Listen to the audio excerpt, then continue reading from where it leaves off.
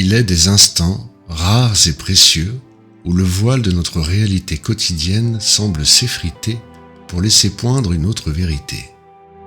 Avant de plonger ensemble dans les secrets de ce monde invisible, je vous invite à prendre une seconde pour vous ancrer ici. Si vous aspirez à ralentir, à retrouver votre place au sein du vivant et à explorer les liens subtils qui nous unissent à la Terre, abonnez-vous à cette chaîne, activez la cloche. Imaginez-vous un matin de printemps, à cette heure suspendue où la lumière n'est encore qu'une promesse grisâtre à l'horizon. Le monde est plongé dans un silence profond, presque solennel. Pourtant, si vous faites taire le vacarme de vos pensées, si vous suspendez l'agitation de votre esprit, vous percevrez un murmure, une vibration sourde qui ne vient pas de l'air, mais de la terre elle-même. C'est le chant des racines qui s'éveille, le pouls d'un monde qui respire à un rythme que nous avons simplement désappris à entendre. Bienvenue dans l'univers de la communication végétale, là où le silence n'est pas une absence, mais une conversation.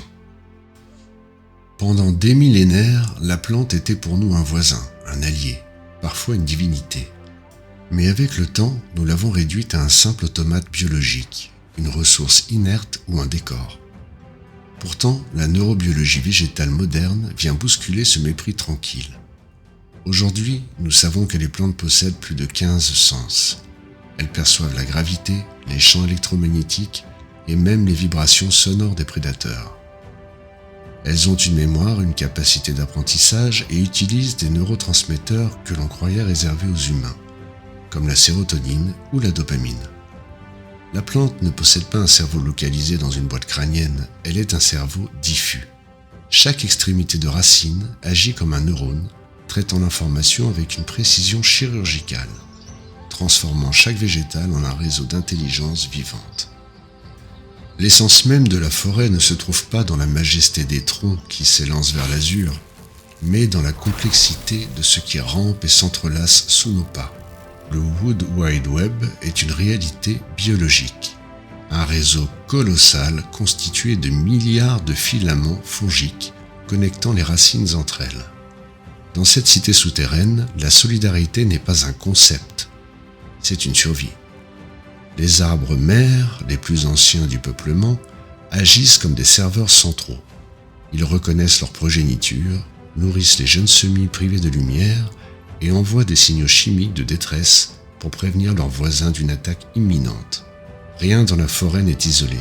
Tout est lien, tout est échange, tout est équilibre. Nous vivons aujourd'hui dans des boîtes de béton entourées de fantômes verts. Ces plantes d'intérieur que nous arrosons par habitude sans jamais vraiment les regarder. Pour communiquer avec elles, il faut accepter de quitter le domaine du savoir intellectuel pour celui du ressenti pur.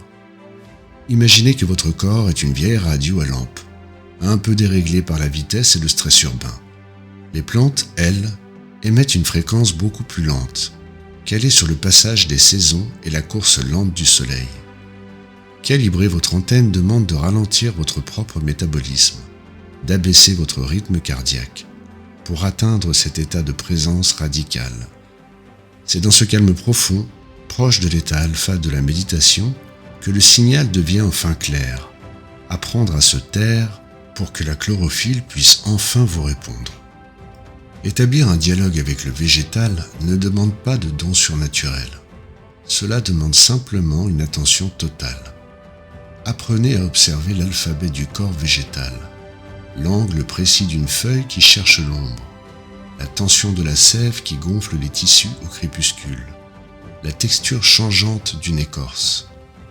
En traitant les plantes non plus comme des objets, mais comme des sujets, vous restaurez une justice fondamentale. Vous n'êtes plus un simple observateur extérieur, vous redevenez un partenaire du vivant. À cet instant précis, vous quittez votre costume de consommateur, de nature pour redevenir ce que nous n'aurions jamais dû cesser d'être, un citoyen du vivant, conscient de sa responsabilité et de sa place sacrée au sein de la grande toile de l'existence. Préparez-vous à ralentir, vraiment, car au moment exact où vous apprendrez à murmurer à l'oreille du végétal, et surtout à écouter sa réponse silencieuse, votre rapport au monde sera transformé à jamais. Vous ne marcherez plus jamais seul dans une forêt ou devant un simple pot de fleurs.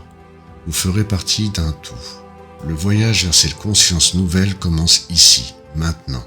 Écoutez, car la nature ne se tait jamais pour celui qui sait prêter l'oreille. Ce que vous venez d'entrevoir n'est que la lisière d'un territoire immense. Si vous ressentez cet appel, si vous sentez qu'une part de vous aspire à renouer à ce dialogue millénaire, j'ai conçu un guide pour vous accompagner sur ce chemin. Dans mon e-book intitulé « La fréquence verte », j'ai rassemblé les clés pour passer de simples observations à une véritable communication intuitive.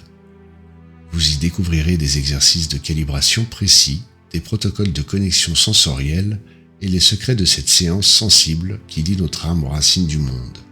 Ne laissez pas ce murmure s'éteindre avec la fin de cette vidéo. Allez plus loin. Devenez vous aussi un interprète du silence.